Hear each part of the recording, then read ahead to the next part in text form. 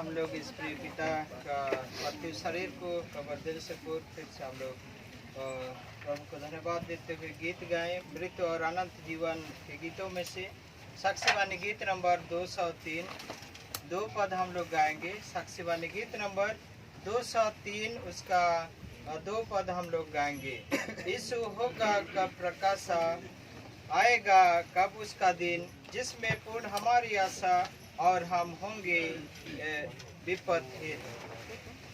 यीशु होगा कब प्रकाशा, आएगा कब उसका दिन जिसमें पूर्ण हमारी आशा और हम होंगे विपदहीन।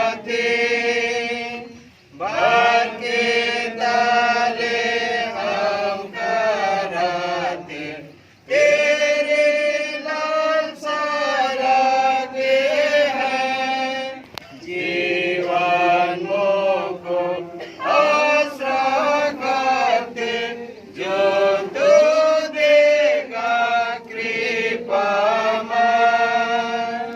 क्रिस्त के लोगों जो विश्वासी प्रेम से उसमें लगे हो, उसके त्राण के अभिलाषी हो विश्वासियों मृत्यु लो। जग और पाप से अलग जाओ, सामने चिंता त्यागन का। जब सदन सब चेतना रहो, तुम पर आनंद। प्रिय परमेश्वर पिता, पुत्र और पवित्र आत्मा के नाम से आमीन। इस कारण कि सब शक्तिमान परमेश्वर को अच्छा लगा हमारे इस प्रिय पिता इलियास खखा का प्राण अपने पास उठा ले, तो हम उसकी देह को समाधि में सौंप देते हैं। मिट्टी मिट्टी में, राख राख में, धूल धूल में हम उसके नसमंदे को समाधि के विश्राम के लिए आशीष देते हैं, इस निश्चित आशा से कि वह पिछले दिनों में जी उठेगा। आमीन। भजन संहिता 91 से 12। हे प्रभु, पीढ़ी से पीढ़ी लो हमारा शरण स्थान तू ही रहा है। इससे पहले कि पहाड़ उत्पन्न हुए और तूने पृथ्वी और जगत को सिरजा, और सनातन से सनातन लो तू ही सर्वशक्तिमान है। तू मनुष्यों को धूल लो फिर पहुंचाता और कहता है कि हे मनुष्य के संतानों फिरो, क्योंकि तेरी दृष्टि में सहस्र वर्ष कल की नाई है जो बीत गया और रात का एक पहर। तूने बहा ले जाता है, वे मानो नींद में है। बिहान को वे घास की नाई जाते रहते हैं, बिहान को वह फूलता तब जाता रहता है, क्योंकि संध्या को वह काटा जाता है और सूख जाता है। क्योंकि हम तेरे क्रोध से नाश हो गए और तेरे कोप से व्याकुल हो गए। तूने हमारे अधर्म को अपने आगे रखा है, हमारे गुप्त पाप को अपने रूप के प्रकाश में। क्योंकि हमारे सारे दिन तेरे क्रोध में बीत गए, हम अपने वर्षों को ध्यान की नाई बिताते हैं। हमारे जीवन के दिन उनमें 70 वर्ष है, और यदि बल से 80 वर्ष भी हो, तथापि उनका अहंकार, क्लेश और दुख है। क्योंकि हम शीघ्र हकाए जाते हैं और उड़ जाते हैं। तेरे क्रोध के पराक्रम का और तेरे डर के समान तेरे कोप का कौन जानकार है। हमें ऐसा ज्ञान दे जिससे अपने दिनों को गिने और हम अपने बुद्धिमान मन के लिए भेंट लाएंगे।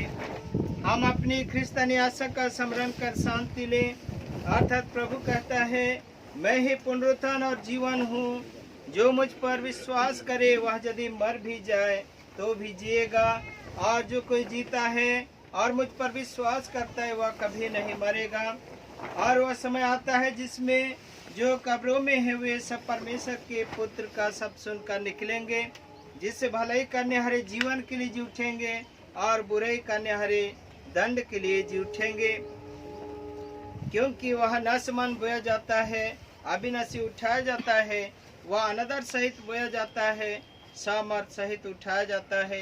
वह प्राणिक देह बोया जाता है, आत्मिक देह उठाया जाता है। ईश्वर का धन्यवाद हो जो हमारे प्रभु यीशु ख्रिस्त के द्वारा हमें जयवन करता है। आमीन। यूहन्ना 5:24-29। मैं तुझसे सच सच कहता हूँ, जो मेरा वचन सुनकर मेरे भेजने वाले पर विश्वास करता है उसका अनंत जीवन है, और दंड की आज्ञा उस पर नहीं होती, परंतु मृत्यु से पार होकर जीवन में पहुँचा है। मैं तुमसे सच सच कहता हूँ, वह समय आता है और अब है जिसमें मृतक लोग ईश्वर के पुत्र का शब्द सुनकर सुनेंगे, और जो सुनेंगे वे जिएंगे। क्योंकि जैसा पिता आप ही से जीता है, वैसा उसने पुत्र को भी अधिकार दिया है कि आप ही से जिए, और उसको विचार करने का भी अधिकार है, क्योंकि वह मनुष्य का पुत्र है। इसे अचंभा मत करो, क्योंकि वह समय आता है जिसमें जो कब्रों में है वे सब उनका शब्द सुनकर निकलेंगे, जिससे भलाई करने हरे जीवन के लिए जी उठेंगे, और बुराई करने हरे दंड के लिए जी उठेंगे। आमीन। ख्रिस्त में प्रिय भाइयों और बहनों, यह हमारे लिए एक ऐसा समय है जब हम अपने मन में, हृदय में शोकाकुल हैं, और उसका कारण हम सभी को मालूम है कि हमारे भाई इलियास खाखा जो बहुतेरे लोगों का, विशेष करके मंडली स्तर में अपने जीवन को प्रभु की सेवा में लगाए थे, और यही बात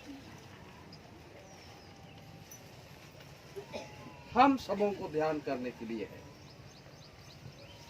और जिस तरह से हमने सुना कि परमेश्वर जो हमारा जीवन दाता ईश्वर है, वह हमें इस पृथ्वी में जन्म के द्वारा भेजता है, और निश्चित रूप में हम ऐसा कह सकते हैं कि जब वह हमें जन्म के द्वारा भेजता है तो उसी दिन हमारे जीवन का समय वह लिख देता है, और उससे हम पार नहीं हो सकते। जो दिन और समय हमारे लिए ठहराया गया हो, हम उससे आगे नहीं बढ़ सकते हैं। और इसलिए कल के दिन जब इनकी मृत्यु हुई तो यह खबर सारे जहां फैल गई, और उसको सुनते हुए हम उनके साथ, या तो उनके परिवार के प्रिय लोगों के साथ हम जो संबंधित हैं किसी न किसी रूप में, हम आज ऐसे स्थान पर इनको अंतिम विदाई करने के लिए आ पहुंचे हैं। क्योंकि ये आज हमारे बीच में नहीं है, परंतु ये मृत्यु को प्राप्त हो गए। और यह जो मृत्यु है, हम बहुतों के लिए तो डर का विषय है। मृत्यु कहने से हमारे जीवन में डर की बात आती है, और हम नहीं चाहते कि हम आज मरे या कल मरे, लेकिन ऐसा नहीं होता है। परमेश्वर के द्वारा निर्धारित दिन और समय के अनुसार हमारे जीवन का अंत इस पृथ्वी पर हो जाता है। और जब हम मृत्यु से डरें तो भाग के कहाँ जाएंगे? और विशेष करके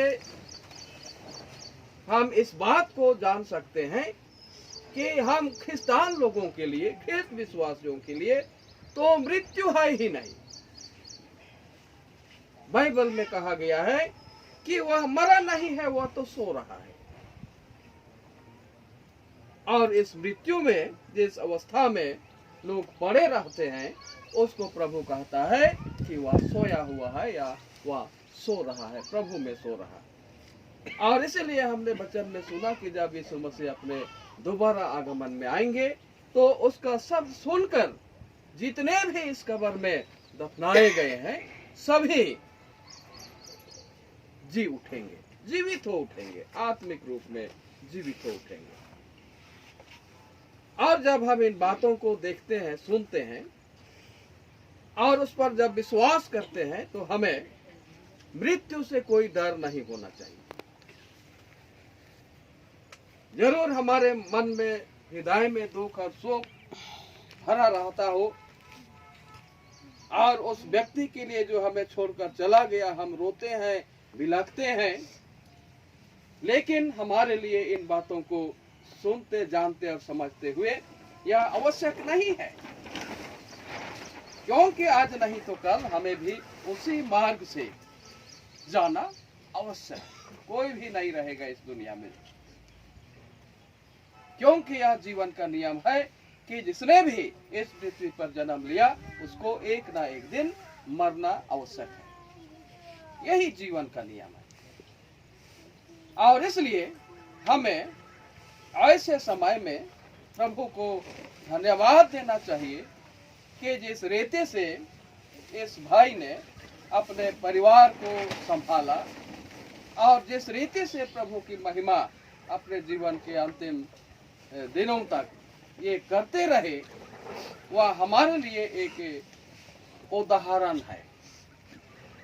एक उदाहरण है कि हम जो विभिन्न स्तर में प्रभु के विश्वासी हैं, हमें उस विश्वास में बने रहना है और हमें अपने आप को प्रभु के हाथों में समर्पित करते हुए आगे बढ़ना है।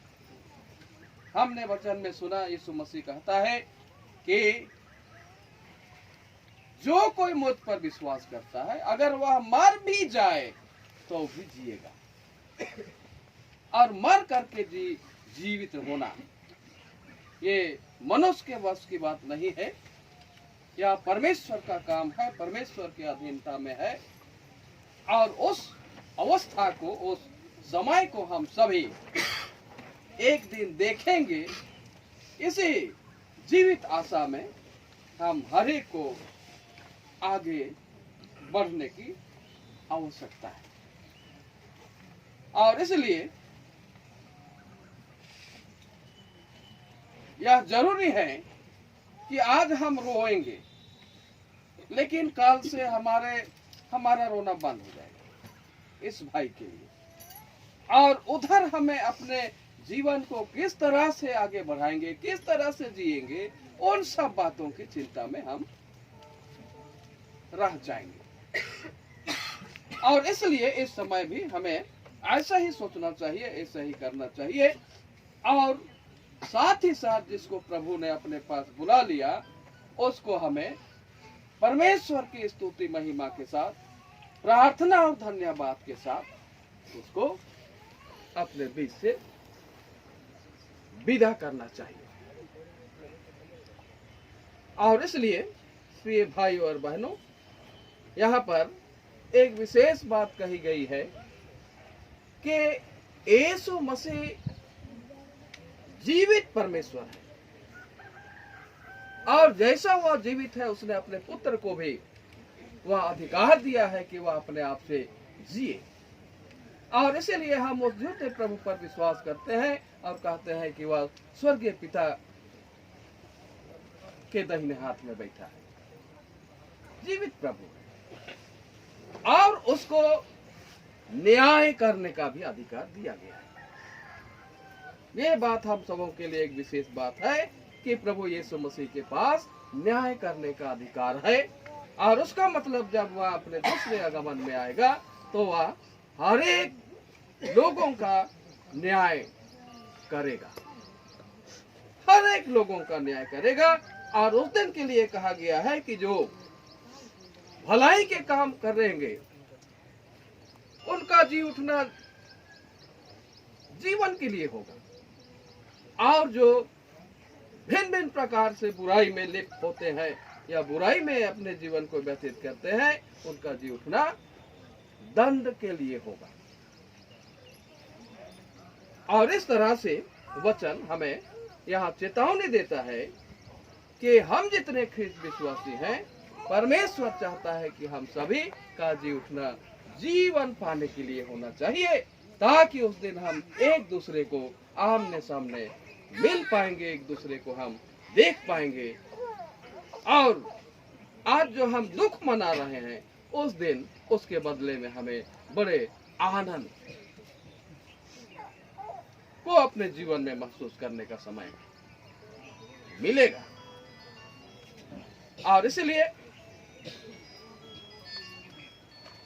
वचन के अनुसार हम सभी बातों के लिए प्रभु परमेश्वर के हाथ में अपने आप को सौंप देंगे, और इस दुख की और शोक की घड़ी में भी या उसके होते हुए भी एक परिवार को परमेश्वर जितने भी लोग हैं सबों को अपने सुरक्षा में रखेगा और अपने अगुवाई में आगे बढ़ाएगा, जीवन के मार्ग बताएगा, ताकि पिछले जीवन और उसकी घटनाओं को भूलते हुए नए मन विचार में होकर वे प्रभु की महिमा के लिए आगे बढ़ने पाएंगे। प्रभु दया करे और हर एक को इन बातों की आशीष बहुतायत से प्रदान करे। आमीन।